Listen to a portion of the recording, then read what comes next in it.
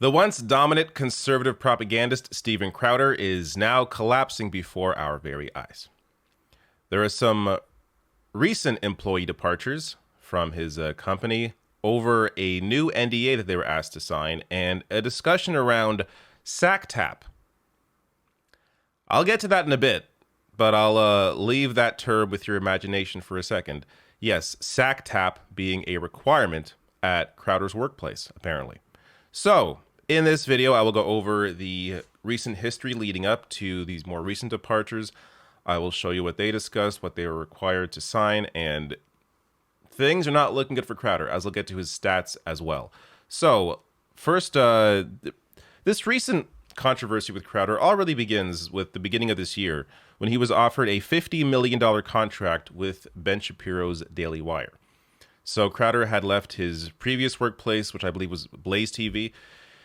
Then he was sort of kind of free agent or was independent, could do what he wants. And he was offered this contract, a 4-year contract worth $50 million with the Daily Wire. And he called it a slave contract. So I covered that back then and just how ridiculous it was for Crowder to pass on that contract, especially now looking at his data, which we will get to in a second here. But following that, there was also a big controversy around this from an insider here. Leaked video seems to show YouTuber Steven Crowder yelling at his pregnant wife for failing to respect men. I covered that in the past as well. It's a really disturbing video. Following that, this happened just recently in July. Groomerish. Former employees describe Steven Crowder's sexual harassment. So in case you missed this story, let me give you a bit on this. According to text messages reviewed by the outlet, Crowder sent photos of his genitals to coworkers. He would also allegedly expose his genitals to employees in person so frequently that many of them either laughed uncomfortably or showed outright disgust as a way to give him the attention he sought, as a way to get him to stop. Quote, the more disgusted everyone seemed, the more pleasure he seemed to get from it. It's like he couldn't understand that we weren't in on his joke, one person told Mediaite. And of course, Crowder is, known for doing the typical right-wing content of, oh, look at these groomers. This teacher is teaching their students about the existence of gay people, and that means they must be a groomer. Yet, here you have Crowder exposing himself consistently to his coworkers against their will. Then comes this. Let's check out his stats here. So the Mediaite did a story on this on the 7th. Crowder's empire of hate collapses. They write here, his most recent video on the platform, speaking of YouTube, barely broke 100,000 views, and his preceding video has only 59,000 views. Likewise, with his Rumble account, Crowder's videos once received over 2 million views. He hasn't broken 1 million views on Rumble since May. So taking a look at his Rumble views here, look at this consistent drop. So he announced some deal with Rumble in early March, and then just down. I believe the spike is around the time when this story about his wife broke. Yeah, so late April, early May. That's when you see the spike here. So there's more interest in Steven Crowder at that point, but then again, dropped off, and it continues dropping off. I also question, how accurate are Rumble's views really? It doesn't have the discoverability that YouTube has. It doesn't have nearly the size of the audience that YouTube has. So all of this I question, but there is clearly a consistent drop here, regardless of how bolstered or fake the views may be in whatever data they're pushing here. There is still a considerable drop from when he first launched his account. Now we get to today. From Mediaite here, 4 Steven Crowder staffers exit show after interrogations and insane NDAs. So these NDAs were... It makes total sense why... I'm surprised more people didn't leave. I'm not sure how many people he employs, but 4 people left because if they had broke the NDA, they'd be penalized with $100,000.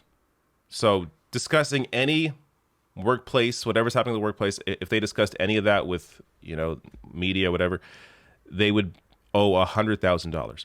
Now, I also question how enforceable the NDA is if part of what you're agreeing to is illegal activity.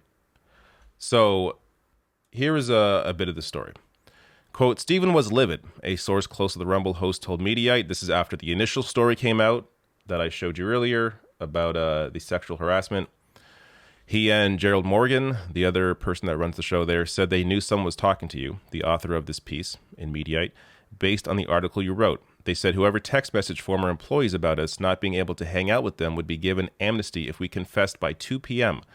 If no one confessed, they would see it as malice. No one confessed, so they started interrogating a few people. During the meeting, Crowder downplayed his sexual misconduct allegations, said another source close to the soon-to-be-divorced father of two. Here's where it gets even crazier. Quote, if you're not okay with guys playing sack tap, then this isn't the place for you, the source said, Crowder told staff, referring to the act of tapping another person's genitals. After the interrogation of current staffers, 4 employees departed the company.